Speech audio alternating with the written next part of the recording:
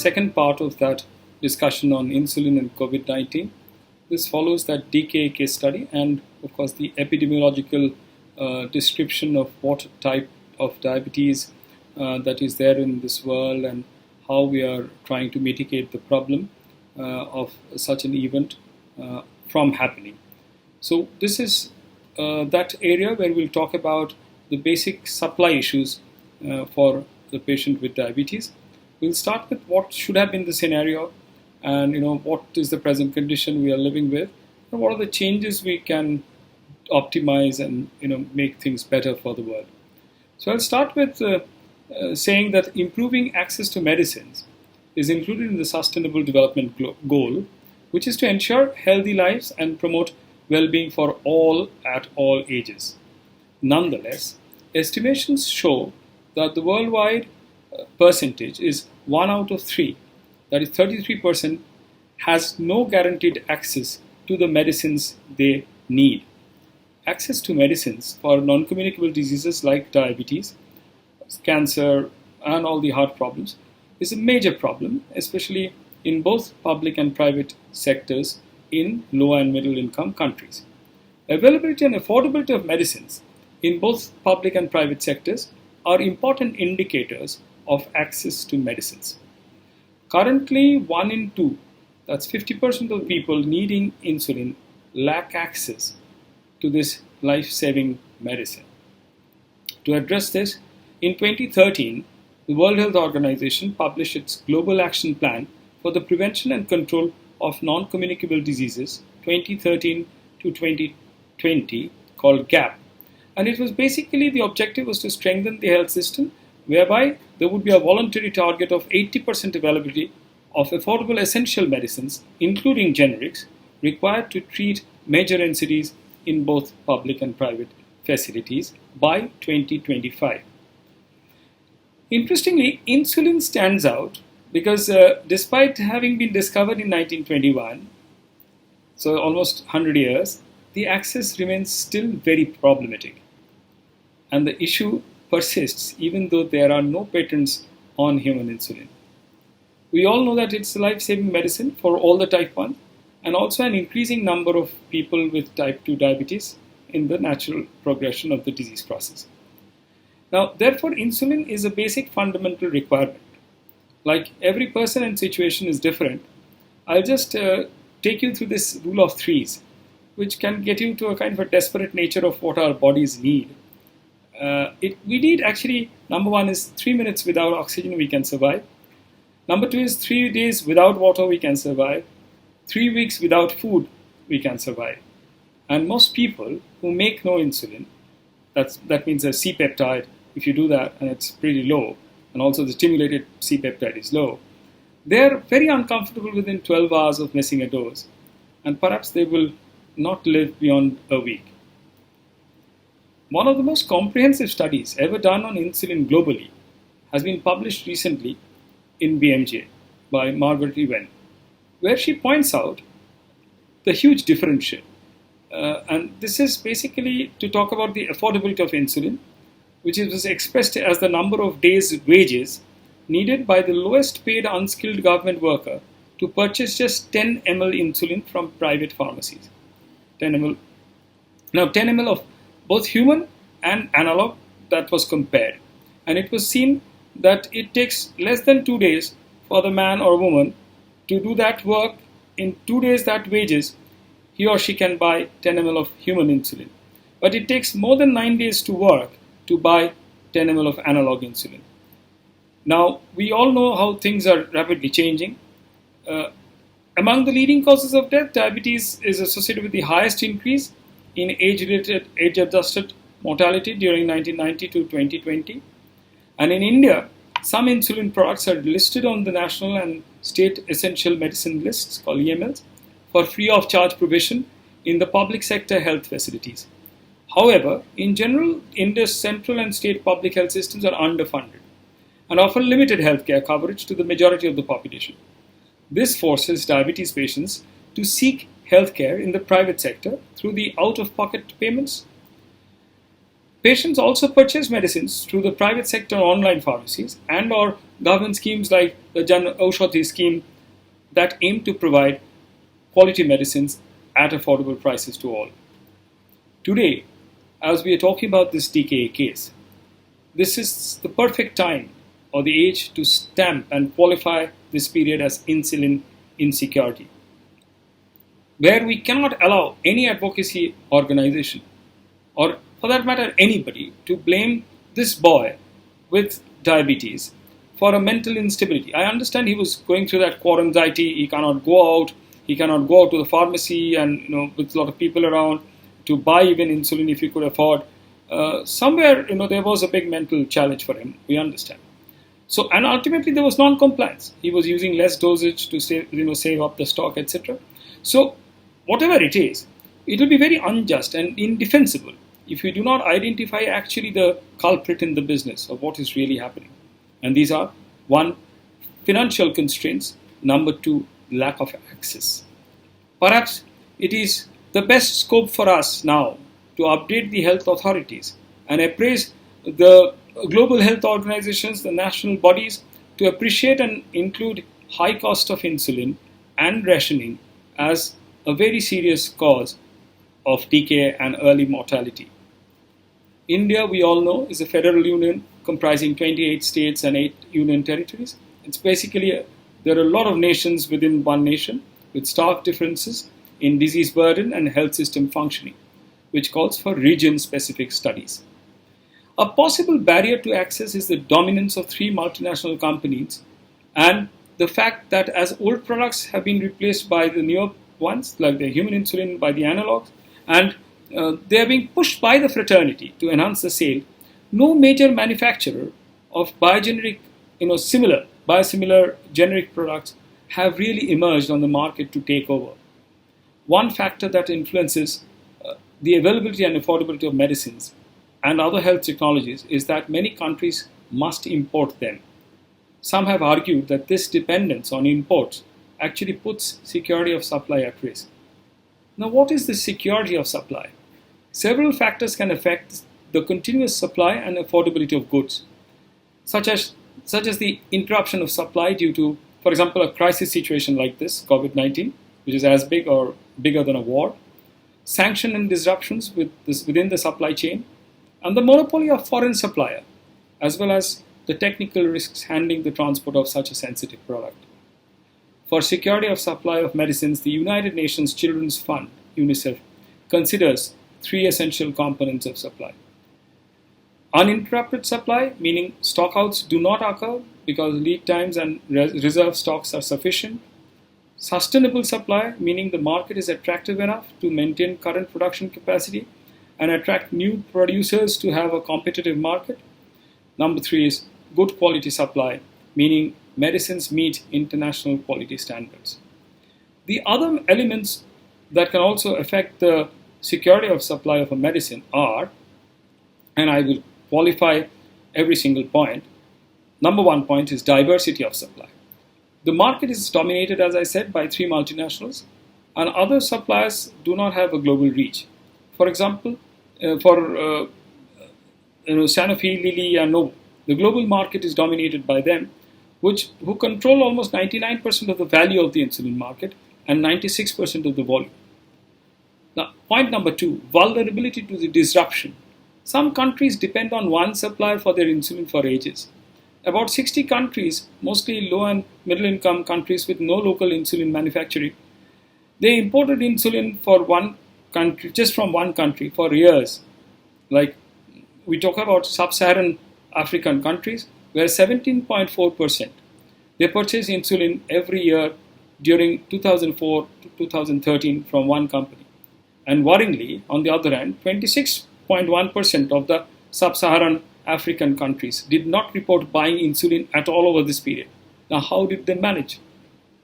In addition, there is no generic or biosimilar insulin also in the market, because insulins are many different products depending on, for example, brand, type of action, and formulation. 3, expenditure on insulin. The high cost of insulin affects health budgets and out-of-pocket expenditure for individuals. Many countries spend a large amount of money on insulin, and the costs are ever increasing.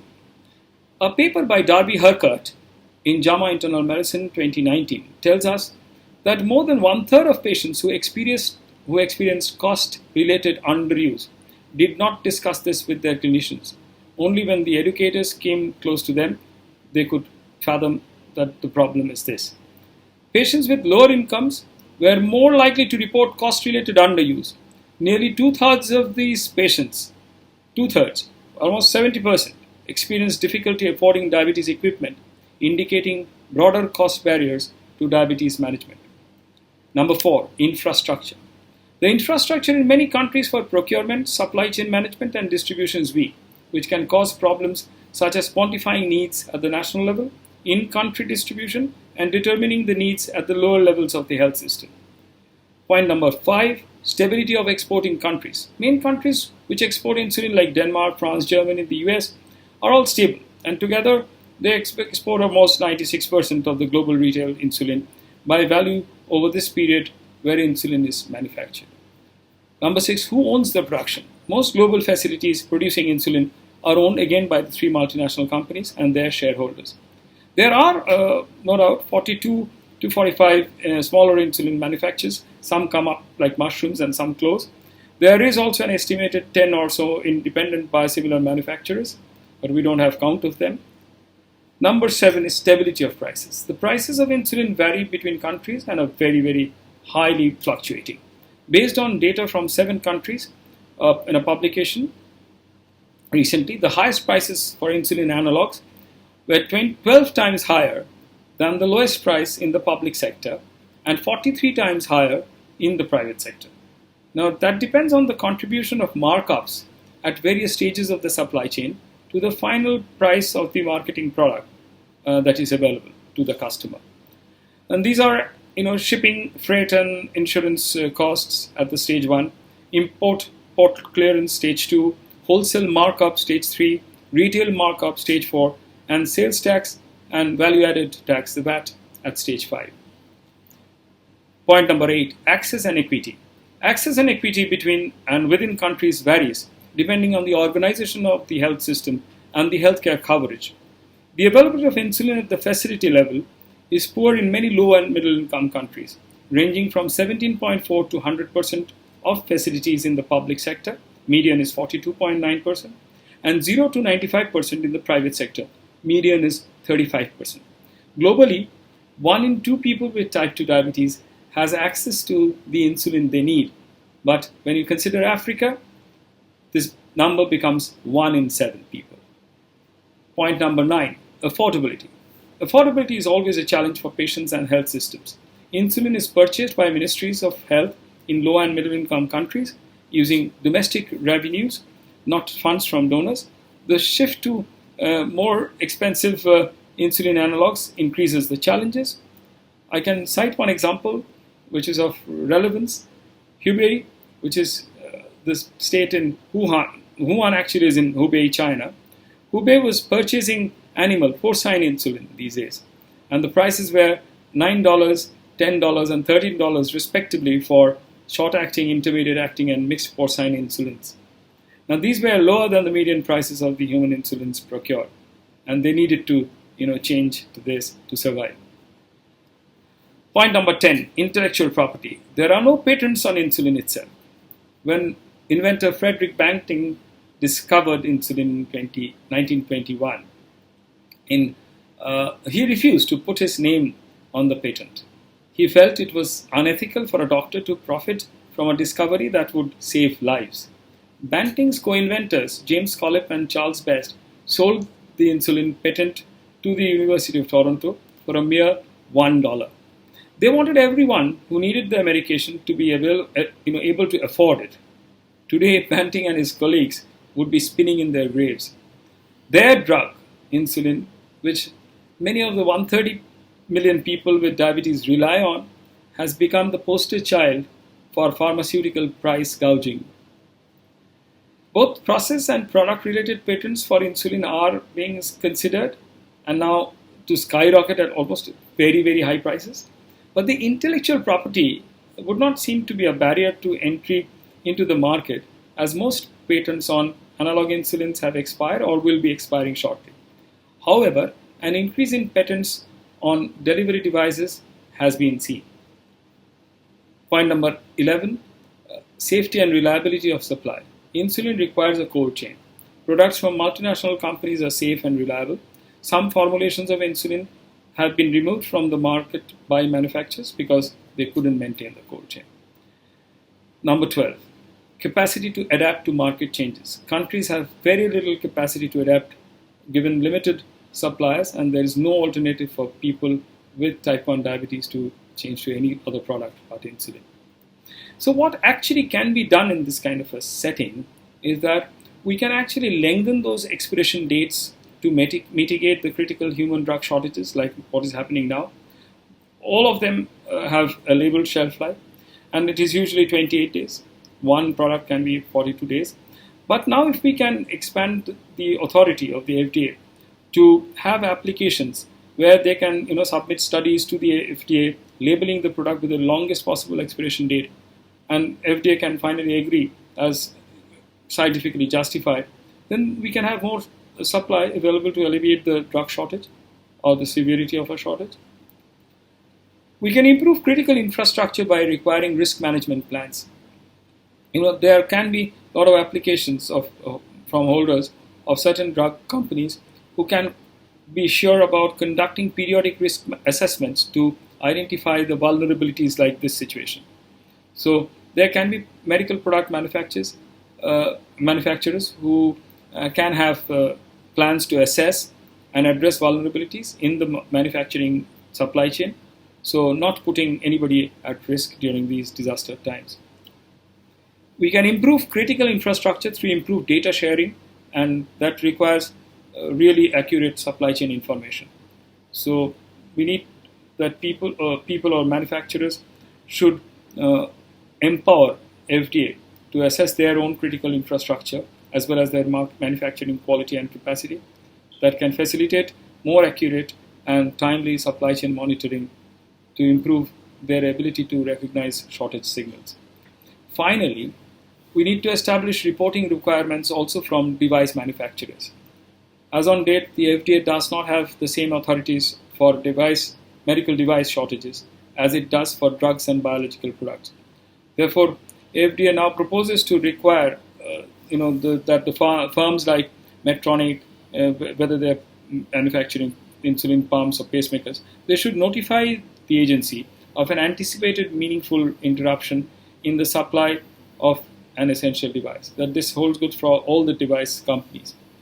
And they require all the manufacturers of devices to determine the essential, to be periodically update FDA with the information about their manufacturing capacity, and give a continuing communicative outline to the public as well.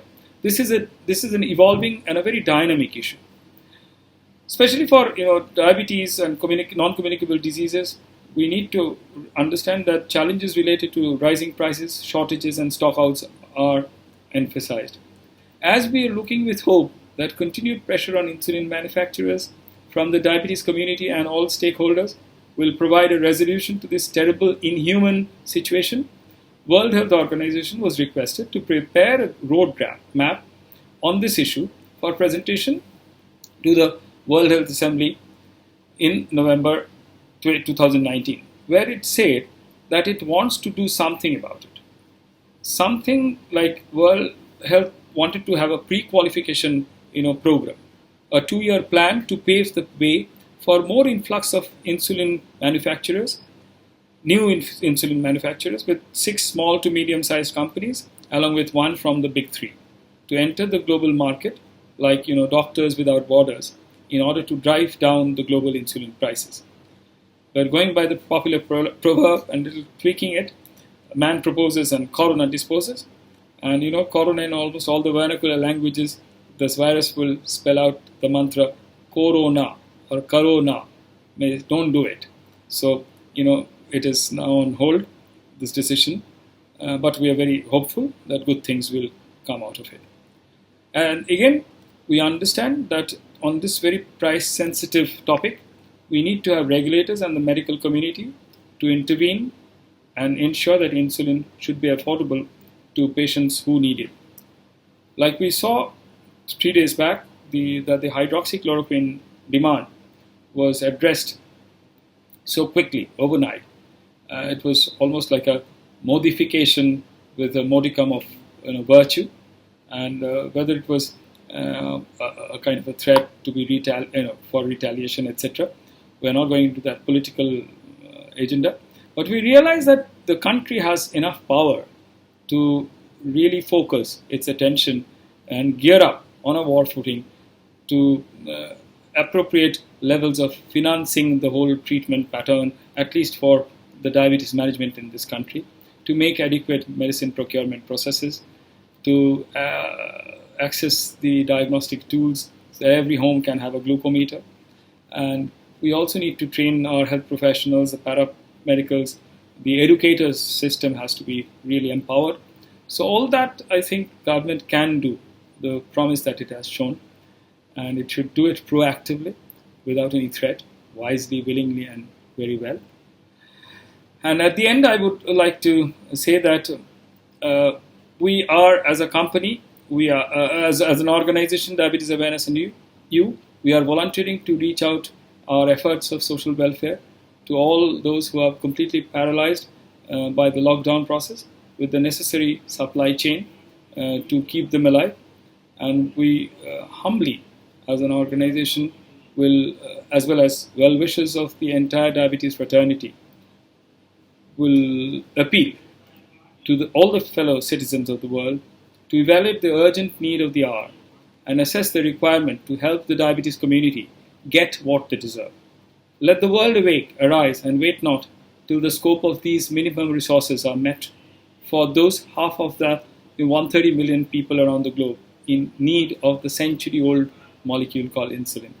This is essentially an efficient working age population actually in India, who have contributed to the age-standardized disability-adjusted life years daily rate for diabetes to increase by 40% in the last 30 years because they lack reliable access to insulin and are actually dancing on the arms of the demon of death with undisputed certainty, while we are spending crores and incurring losses from the massive unemployment and expecting tragic crashing collapse in economic output to create and find a cure for a 3-month-old bug undoubtedly wreaking havoc, but in the elderly and among the frailty.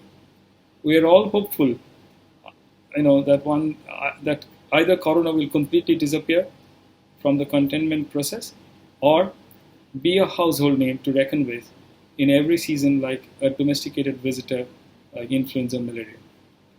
My humble plea with folded hands, as Indian custom-made namaskar, globalized by the grace of corona, and our fervent prayer from the entire community who suffer and who look after their suffering, and especially all the activist members from day, that surely novel corona will become ignoble. But even 100 years after the Nobel-winning discovery, insulin is still a novelty item for so many.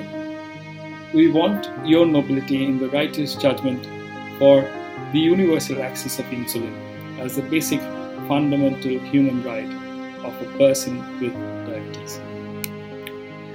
I would like to add, what are the things that we could have done, but I will take it up in the next session, part 3. So, thank you for your valuable attention.